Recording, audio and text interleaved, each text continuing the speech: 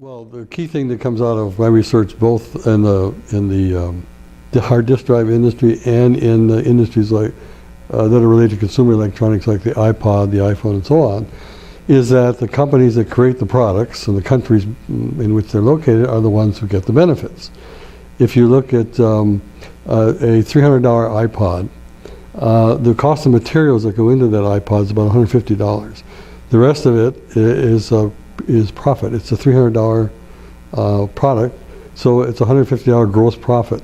Now, Apple has R&D expenses, marketing expenses, design expenses, and so on. But still, after all that's taken out, they have a 35% profit margin on that product. If you look at China, which is where it's made, they get about $2 of the $300 product. An interesting thing too is that China gets charged with the total bill of materials that goes into that on the trade deficit.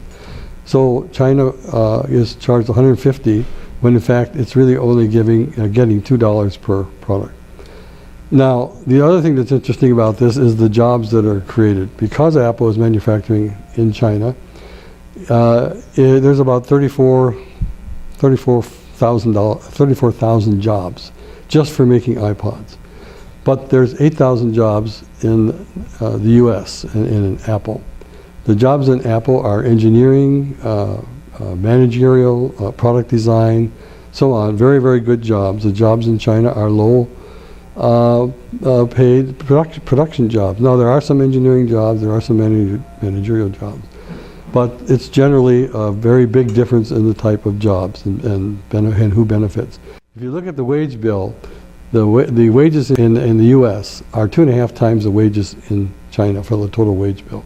So the U.S. and Apple are the big beneficiaries.